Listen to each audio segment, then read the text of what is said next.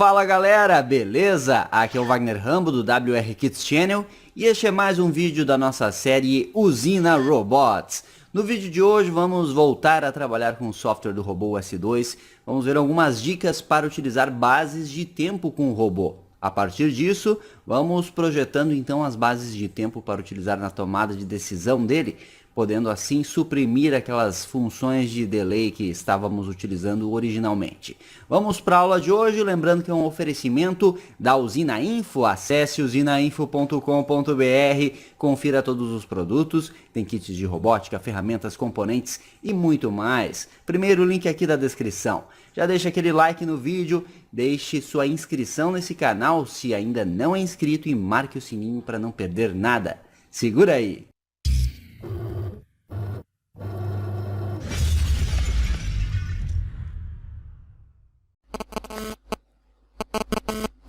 Estou aqui no Micro-C, que é o compilador que estamos utilizando para desenvolver o software do robô S2, no caso da programação do PIC 16F877A. Lembrando que temos mais um microcontrolador, que é o ATmega 328P, na nossa placa, no sistema embarcado principal. E olha só que interessante, começamos este software aqui em outubro de 2017, hein? Já faz um tempinho.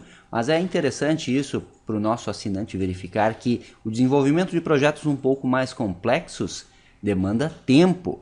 Estamos trabalhando aos poucos, a cada semana aí com vocês e demonstrando passo a passo do desenvolvimento desse projeto do robô, que é muito válido e, como sempre dizemos, você não precisa necessariamente construir o robô exatamente igual, cada detalhe como nós demonstramos nos vídeos. No entanto, você pode aproveitar os elementos que vamos demonstrando para os seus projetos próprios. E isso é muito bacana para você acompanhar esse tipo de série.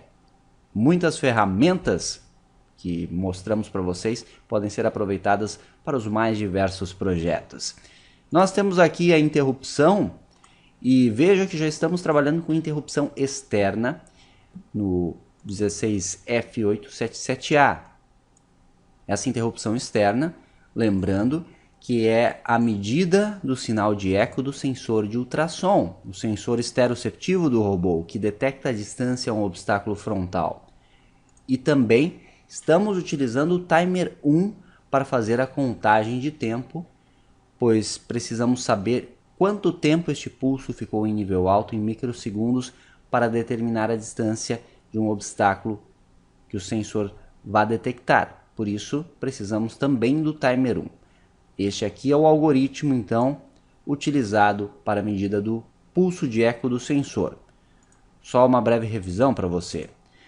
Também estamos utilizando já a interrupção do timer 0, que nas últimas semanas estudamos em detalhes o funcionamento das interrupções, como gerar uma interrupção com timer 0, porque é importante utilizarmos as interrupções para os códigos ficarem bem eficientes, para aproveitarmos os microcontroladores ao máximo.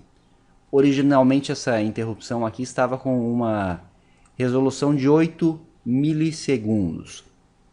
Atualizei isso já pensando na substituição das rotinas de delay do robô. Aqui estamos testando a nossa flag de interrupção.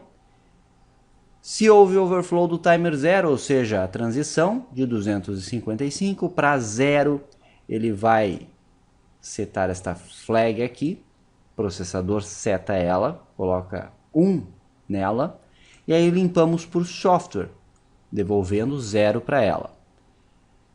Reiniciamos o timer 0 para fechar a nossa base de tempo, e nesse instante tudo que acontece a partir daqui leva 1 milissegundo para acontecer, uma vez que o timer 0 está incrementando com o ciclo de máquina. Então o clock interno do processador incrementa o registrador de conteúdo do timer 0. Olha só como isso foi obtido. Basicamente nos registradores Option Reg e Inticom. O Inticom é para habilitar as interrupções e o Option Reg são as configurações do timer 0. Eu vou para o datasheet do PIC. E lembrando que se você quer ficar fera em datasheets, tem curso para isso aqui na descrição, curso exclusivo Hotmart. Faça esse curso, inclusive tem uma aula bem detalhada onde eu demonstro cada peculiaridade dos datasheets de microcontroladores, para você não ter mais dúvidas. E você sabe, né? Com o datasheet o seu projeto vai mais longe, você aprende a ler o manual de instrução destes componentes, dos componentes eletrônicos em geral, mas os datasheets especificamente é um manual mesmo, pois tem todos os registradores, mapeamento de memória, todas as chaves internas dele, alguns exemplos de software. Ou seja, é importantíssimo que você aprenda a dominar estes documentos para trabalhar com microcontroladores. E o INT-COM é o que liga e desliga as interrupções. Estamos ligando a interrupção global e ligando a interrupção do timer 0. Também a interrupção externa, por isso o bit 4 precisa ser habilitado. Então observe aqui no micro C que nós temos o valor B0 hexa, ou seja, voltando para o datasheet, o registro que inicia no reset com conteúdo 0, no caso o menos significativo aqui é indeterminado, mas no nibble mais significativo nós temos 0, portanto as chaves de interrupção iniciam desligadas. A interrupção global precisa ser ligada para trabalharmos com interrupção. E aí as chaves individuais, que é a do timer 0 e a do int e, ou seja, a interrupção externa 0 do PIC. Por isso é 1, 0. Observe que por enquanto outros periféricos não geram interrupção.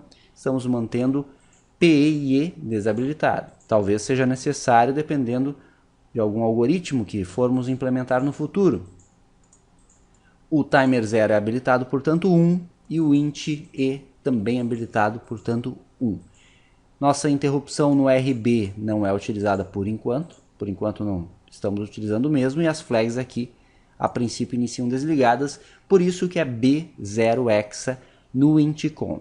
1011 é B hexadecimal e o nibble menos significativo recebe 0. Option reg é o que configura o timer 0. Option reg precisa ser configurado de modo que o timer 0 incremente com o ciclo de máquina, como vimos.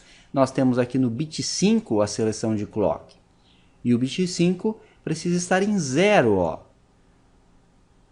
para incrementarmos o timer 0 com o ciclo de máquina. Do contrário, nós podemos controlar o incremento do registrador a partir de uma transição no pino RA4 do PIC. Só que aí nós temos o incremento do timer 0 de forma assíncrona em relação ao clock geral do processador. Os pull-ups aqui, por enquanto não estamos utilizando, não sei se será necessário, deixamos desabilitado com 1. A borda aqui da interrupção externa é subida, isso aqui já é para interrupção externa.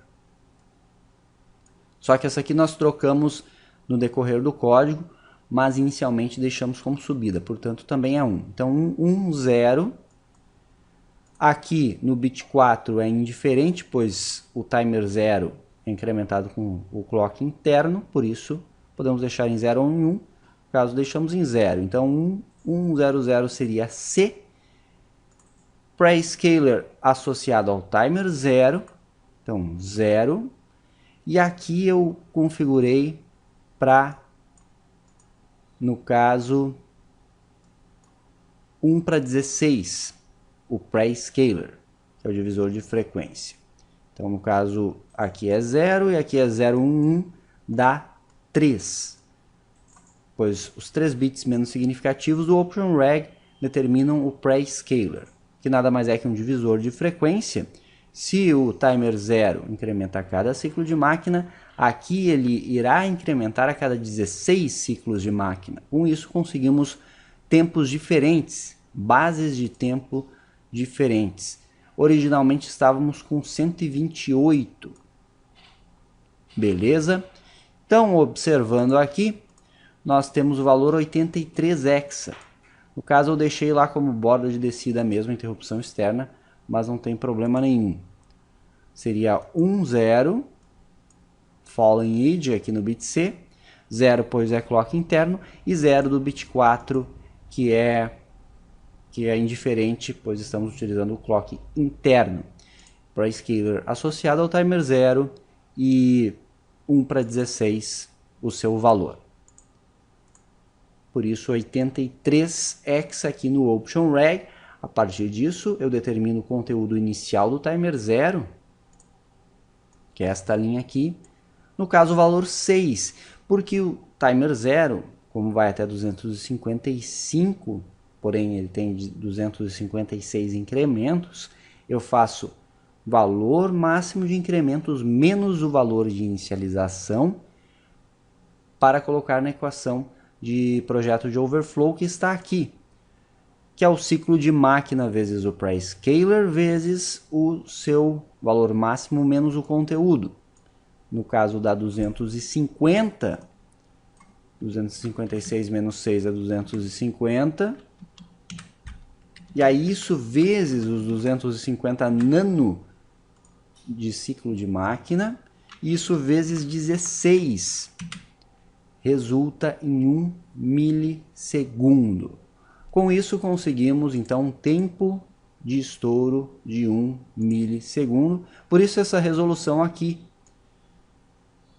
Perceba que quando ele entra na interrupção, nós entramos aqui, nós temos aqui nesta linha uma resolução de 1 milissegundo. E aí eu pergunto para você, será um milissegundo preciso ali 100%? A resposta é não. Existe o atraso para o salvamento de contexto, para a saída de interrupção que recupera contexto. Existe uma outra fonte de interrupção que está sendo processada frequentemente, uma vez que temos a geração do pulso de eco, que é a interrupção externa, e perceba que como temos prioridade relativa de interrupção por testes condicionais e o processador processa em linha, seguindo a lista de instruções, nós temos o teste da flag da interrupção externa antes da flag de interrupção do timer 0. Isso tudo provoca algum atraso no código. Mas se você converter este código para a linguagem de máquina, no caso, cada instrução sem desvio é 250 nanosegundos de tempo, você pode calcular este tempo adicional e fazer uma compensação no projeto da base de tempo para obter o seu tempo o mais preciso possível. Neste caso não é necessário, por quê? Porque não precisamos de uma precisão absurda aqui.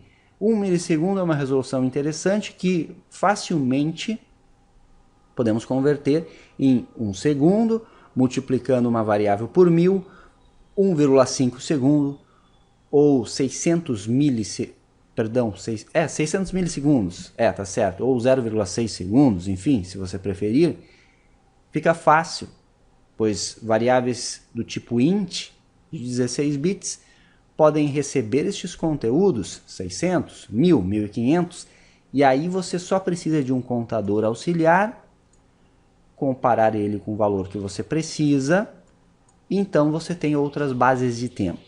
Ou seja, nós temos esse contador auxiliar do timer 0 que incrementa a cada 1 milissegundo, de acordo com a nossa base de tempo. Eu testo ele, eu comparo com 80, aqui neste caso, para ter uma base de tempo de 80 milissegundos. Então veja, se counter T0 é igual a 80, sendo essa sentença verdadeira, é o processo que está entre as chaves. Processando o que está entre as chaves, primeiro eu reinicio o contador para que a lógica se repita. Então eu processo o que eu preciso fazer. Neste caso específico, eu estou gerando o pulso de trigger para o sensor ultrassônico. Como o pulso de trigger tem 10 microsegundos, aqui faz a necessidade de termos uma função de delay, só que são microsegundos. Então tem esses 10 microsegundos que eu desejo que seja gerado aquele pulso para o trigger. Isso no processamento geral não vai causar problema. Para este caso específico aqui. Certo? Se fosse algum outro caso, talvez seria necessário. Mas então para você entender. E aí a partir desta estrutura, fica muito simples criar outras bases de tempo.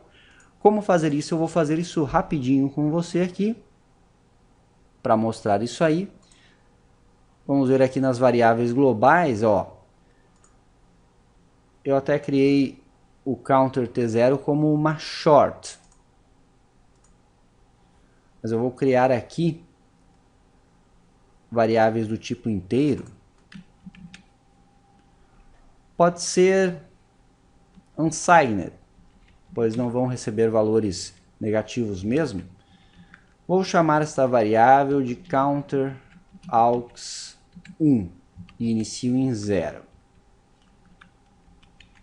Então, auxiliares para bases de tempo, counter aux 1. Tudo que eu preciso fazer é aqui na resolução de 1 milissegundo, incrementar counter aux 1 em uma unidade,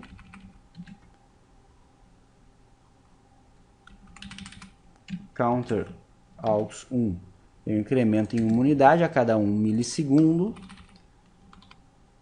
e depois eu testo ela. Coloco um if aqui, counter aux 1 igual ao valor que eu quero. Vamos supor que eu queira um valor de 500 milissegundos, então eu comparo com 500.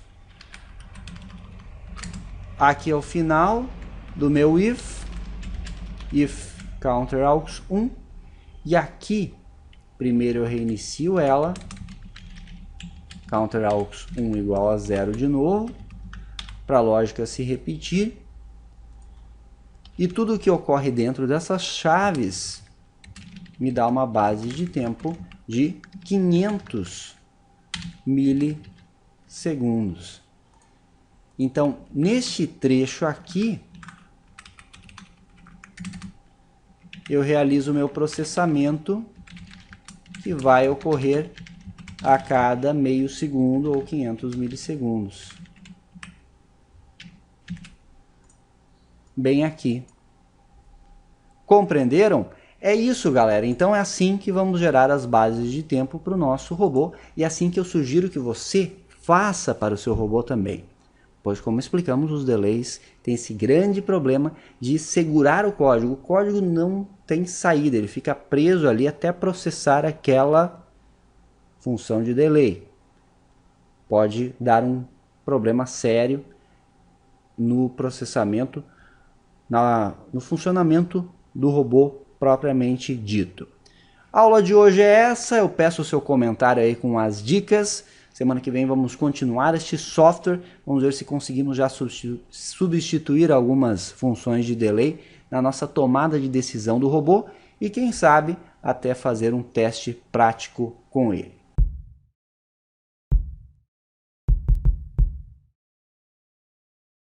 Esse foi mais um vídeo do seu WR Kits Channel, nossa série Usina Robots. Não esqueça do like, é importante, hein? Deixe o seu gostei, deixe seu comentário aqui embaixo, passe a dica do canal para todos os seus amigos.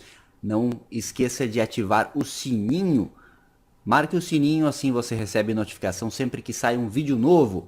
Isso é engenharia, o uso intencional da ciência. Me siga também no Instagram, me siga no Twitter e siga a fanpage WR Kits no Facebook. Por hoje é isso, vou ficando por aqui. Aquele abraço e até a próxima.